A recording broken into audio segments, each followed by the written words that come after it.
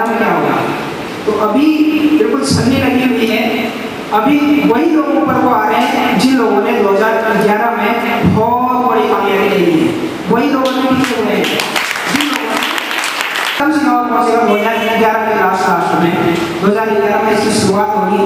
तो सावड़ा जी का ऐसा मानना है कि वो लोग जो आज काम कर रहे हैं, वो लोग जो आज लोगों के ताने सुन रहे हैं, वो लोग जिन लोगों को बहुत लंबे समय से बहुत बड़ी कामयाबी मिली है, उन लोगों के लिए ऐसा भी समय आएगा कि वो अपने ऑफिस खोल के बैठेंगे और लोग वहाँ पर लाइन लगा के नहीं होंगे।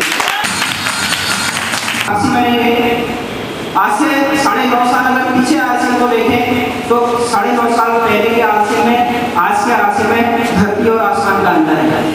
आरसी मेडिसन अगस्त 2000 में शुरू हुआ, उस समय केवल एक पैंट का पीस था आरसी मेडिसन के अंदर, 8 पैंट पीस की किट मिला करती थी।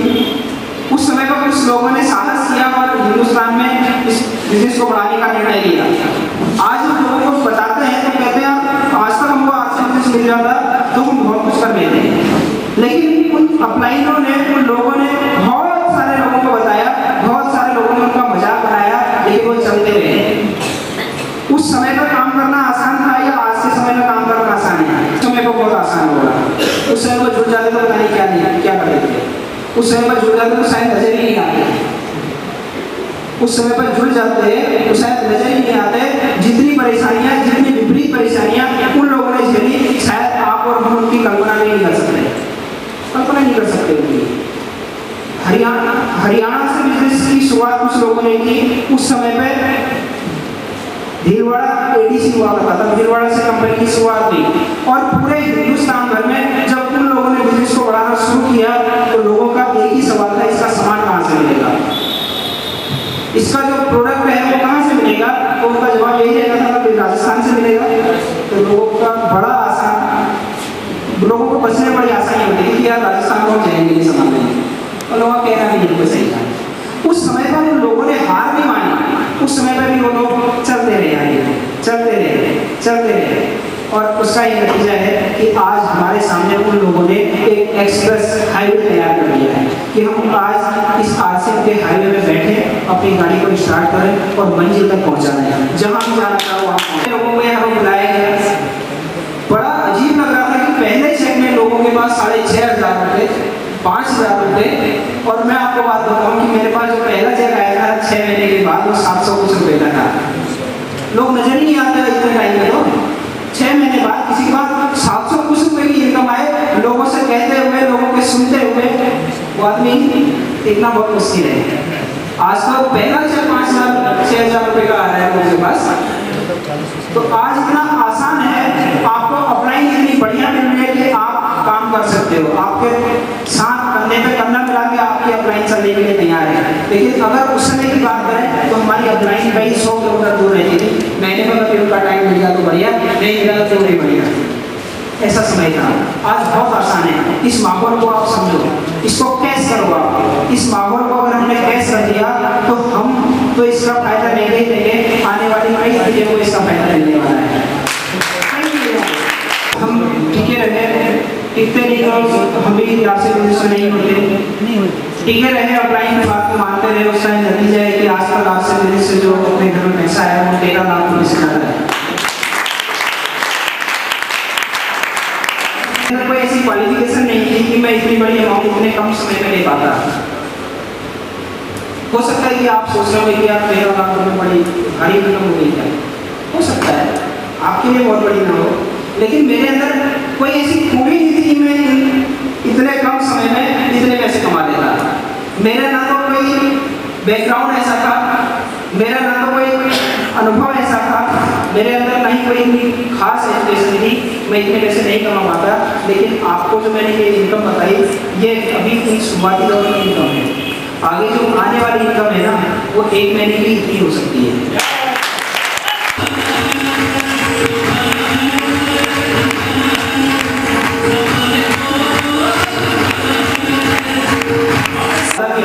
क्यों होगी उसका कारण मैं आपको बताता हूँ। जिस शख्स ने हमको ज्वाइन कराया और ज्वाइन करा के हमको चलना सिखाया, उनकी आज जो इनकम की बात करूँ तो वो 3 लाख के आसपास की है, 3 लाख के आसपास।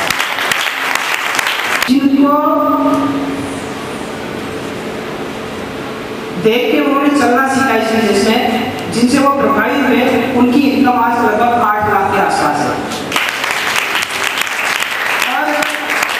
और जिनकी इनकम 8 लाख के आसपास है, उनके जो स्पॉन्सर है, उनकी जो इनकम है वो 25 लाख की है। रास्ता तो वही है ना, जिस रास्ते से वो चले उसी रास्ते से हम भी आ रहे हैं ना। Yes. और ये पड़ाव आते रहेंगे। ये पड़ाव शुरुआत में हमको विश्वास बिल्कुल नहीं होता था कि हमारा भी कभी 10,000 का चेक आ सकता है। 10,000 का आया तो 20,000 का विश्वास नहीं था, लेकिन अब विश्वास है कि हमारे पास वो इनकम भी हमारे पास है। तो 10 महीने हमारे पास बचे हुए हैं, 9 महीने, और लिखा है क्रांतिकारी वर्ष 2010, ऐसा लिखा है ना। Yes. 2010 क्रांतिकारी वर्ष, ये जो लिखा हुआ स्लोगन है। अब इसमें बचे हुए कितना समय है? 2010 में पूरे मार्च चले गए। अगर इन 9 महीने में हमने अपने आप को आरसी में डाल दिया, कर सकते हैं ऐसा? क्योंकि इन 9 महीने के बाद आरसी में कुछ भी हो सकता है, कुछ भी। हम नहीं सोच सकते ऐसा, लेकिन कुछ भी हो सकता है। आज तो आरसी को ज्वाइन करने के लिए आपसे कोई एजुकेशन नहीं पूछी जाती, आपसे कोई कमिटमेंट नहीं कराया जाता, आपका ये नहीं देखा जाता कि आपका बैकग्राउंड क्या है, आपको इंटरनेट की जानकारी है या नहीं है। आपसे पूछा जाता है क्या? No. आपके पास ये भी पाबंदी नहीं है कि आप 10 लोगों को ज्वाइन करा दो, बस 1 महीने में 10 लोगों को ज्वाइन करा सकते हैं, ये भी आज पाबंदी नहीं है। लेकिन आने वाला जो समय है, इसमें ऐसा भी हो सकता है कि अगर आप आज से डिस्ट्रीब्यूटर बनना चाहते हो तो आपको इंटरनेट का ज्ञान होना जरूरी है। तो उस समय तो हमारे लिए समस्या बढ़ जाएगी क्या? उस समय में ऐसा भी हो सकता है कोई रॉयल्टी अचीवर है, वो पूरे महीने में केवल 10 फॉर्म ही साइन करवा सकता है, उससे ज़्यादा साइन नहीं करवा सकता है। जब गवर्नमेंट में जॉब निकलती थी, बहुत पहले की बात बता रहा हूँ, उस समय में लोग जाना नहीं पसंद करते थे, आर्मी की जॉब में जाना पसंद नहीं करते थे, लोगों को जबरदस्ती वहाँ पर बुलाया जाता था, ऐसा था? Yes. आपको पता है एक माहौल? उस समय पर जबरदस्ती बुलाया जाता था, घर से पकड़ पकड़ के लोगों को ले जाया जाता था और उनको आर्मी में भर्ती करा दिया जाता था। जो भी हटा कट्टा हुआ उसको पकड़ के ले गए। लेकिन धीरे धीरे धीरे धीरे धीरे समय परिवर्तन हुआ। आज ऐसा है क्या? No. आज अगर 200 वैकेंसी हैं तो उसके पीछे 20,000 से ज़्यादा लोगों की लाइन लगी पड़ी है, ऐसा है? Yes. किसी भी क्षेत्र में आप उठा के देखें, किसी भी क्षेत्र में अगर आपसे पहले गैस कनेक्शन को बांटा जाता था, लोगों को उसके बारे में जागरूकता बताई जाती थी कि आप गैस से खाना पकाओ, आपको जल्दी खाना बनेगा, आपको बचत होगी, समय की बचत होगी, लेकिन उस समय पर लोगों ने नहीं समझा उसे। आज ऐसा माहौल नहीं है, उस समय पर जबरदस्ती गवर्नमेंट दे रही थी, लेकिन आज अगर आपको गैस का कनेक्शन चाहिए तो आपको लाइन लगानी पड़ेगी, ऐसा है क्या? Yes. सही है क्या? ऐसी बात है। कंपनी का एक टारगेट है, कंपनी का टारगेट है कि 1 करोड़ लोगों को स्थायी आरसी का ग्राहक बनाना है। कंपनी का टारगेट है, ये आप लोगों को पता है जो लोग काम कर रहे हैं, और वो टारगेट पूरा हो गया तो फिर कंपनी अपने हिसाब से काम करेगी या नहीं करेगी? Yes. हमारा जो टारगेट है, अगर हमारा टारगेट टेक्निकल पर जाने का है, हम दिन रात मेहनत करके टेक्निकल पर पहुंच जाते हैं, तो उसके बाद फिर हम अपनी मनमानी से काम करेंगे या नहीं करेंगे? Yes. Yes. करेंगे? Yes. सेम कंडीशन 2011 के बाद आरसी बिजनेस को ज्वाइन करना इतना आसान नहीं रहेगा जितना आसान आज है। इतना आसान नहीं रहेगा काम करना जितना आसान आज है, क्योंकि कंपनी का एक टारगेट है 2010 में 1 करोड़ लोगों को आरसी का स्थायी उपभोक्ता बनाना। इसके लिए कंपनी ने ये बोला है कि कुछ भी करना पड़े, हम 2010 में इस टारगेट को पूरा करेंगे। तो आप लोग तैयार हैं इसके लिए? ये इस चांस को, इस गोल्डन चांस को हम कैसे कर सकते हैं? क्योंकि कंपनी अपने टारगेट के लिए काम कर रही है, कंपनी का टारगेट और हमारा टारगेट अगर मैच करेगा तो दोनों को ही बल्ले बल्ले होते हैं।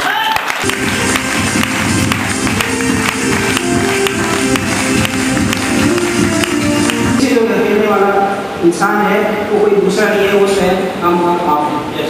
कोई दूसरा आपका कुछ नहीं बिगाड़ सकता, कोई दूसरा आपका कितना ही नेगेटिव इंसान आपको नेगेटिव नहीं कर सकता जब तक हम पॉजिटिव रहेंगे। यस, हम पॉजिटिव से मुलाकात करके बस एक बात के साथ अपनी वाणी को यही विराम दूंगा मैं कि आप सब लोग कामयाब हो, लेकिन आराम से ना हो। आप सब लोगों को कामयाबी मिले, लेकिन गोपी जी की तरह मिले। आप भी चाहते हैं ऐसा हो ताकि आप मजबूत हो जाए, आपको हिला ना सके वहाँ पे पहुँचने के बाद। एक राजा था, उसका बेटा उसको युवराज बनाने की तैयारी में था, और युवराज बनने से पहले उन्होंने राजा ने अपने लड़के को एक गुरु के पास भेज दिया कि आप जाओ शिक्षा लो, तालीम लो। पहले से गुरुकुल में शिक्षा होती थी ना पहले से, तो उस गुरुकुल में भेज दिया कि आप शिक्षा ग्रहण करो। 1 साल के लिए शिक्षा के लिए भेज दिया राजा ने अपने बेटे को। और जैसे ही 1 साल पूरा होने वाला, मैं जैसी लिखने वाला हूँ उससे ठीक 1 दिन पहले उस गुरु ने उस राजा के लड़के के साथ राजमहल की ओर प्रवेश किया। जैसे ही उसने प्रवेश किया तो राजा उस लड़के का हुलिया देख के बहुत ज्यादा क्रोधित हो गया, बहुत ज्यादा क्रोधित हो गया। वो गुरु को मारने के लिए दौड़ा, उससे कहा रुक जा, अभी 1 साल पूरा नहीं हुआ है इसका।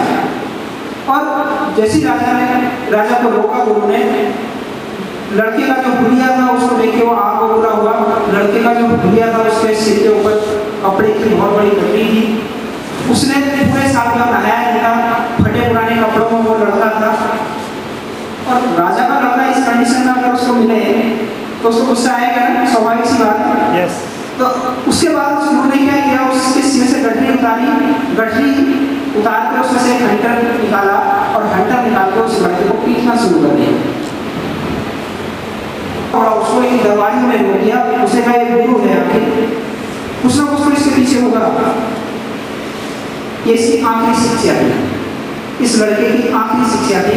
कल से ये राजा बनेगा, कल से ये राजा बनेगा और इसके सामने ऐसे लोग होंगे, इसके सामने सिर में गठरी उठाने वाले लोग, इसके सामने कोड़े लगते हुए लोग, इसके सामने ऐसे लोग होंगे। और जब ऐसे लोग इसके सामने होंगे, इसको एहसास रहेगा कि जब ऐसा होता है तो कैसा होता है। Thank you very much.